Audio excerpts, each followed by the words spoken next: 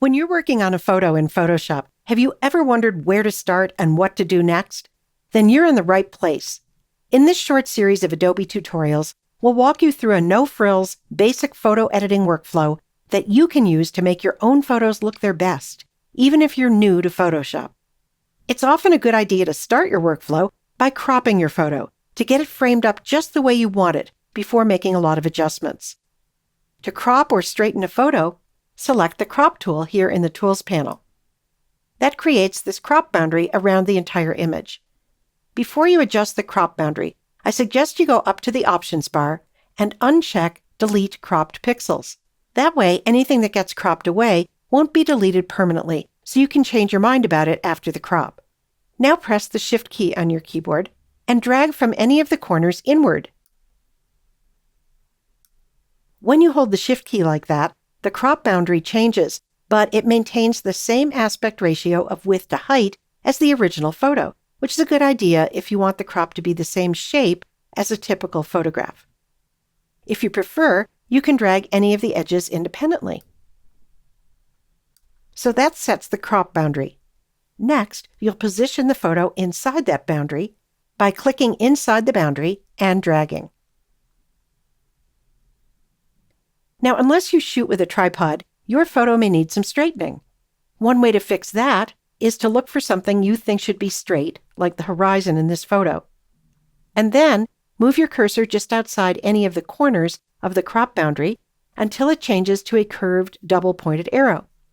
Then drag to rotate the image inside the crop boundary. And you can use this grid that appears as a guide to help you get things straightened up. To finish up your cropping and straightening, go up to the Options bar and click the check mark, or you can just press Enter or Return on your keyboard. Now let's say that you save the image and you close it and you come back tomorrow. Even then, you could change this crop at any time because you had unchecked Delete Cropped Pixels. Often that's all you'll need to do to crop and straighten a photo, but there are a few other cropping options you may find helpful.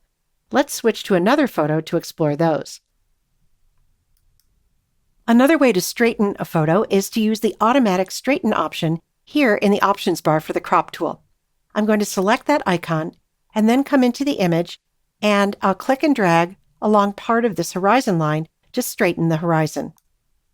And that rotates the photo for me automatically inside the crop boundary. Notice that rotating the photo created some transparent pixels around some of the edges, represented by this checkerboard pattern. If I want to include more in the photo, I can drag any of the edges to include the checkerboard area, and then go up to the Options bar and check Content Aware. And that will cause Photoshop to automatically create content to match the rest of my image. It's really magical. Let's click the check mark and see how it does. One more thing you may find helpful is the ratio menu here on the left side of the Options bar. If you have a particular aspect ratio to which you want to crop, for example, square or maybe 8:10, then you can select that here, and then you can change the crop boundary to make it surround just the area that you want to include, but it will always stay in that same aspect ratio.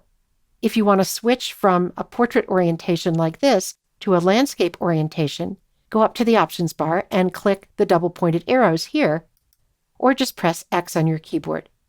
And then you can reposition the photo inside the crop boundary as you like it.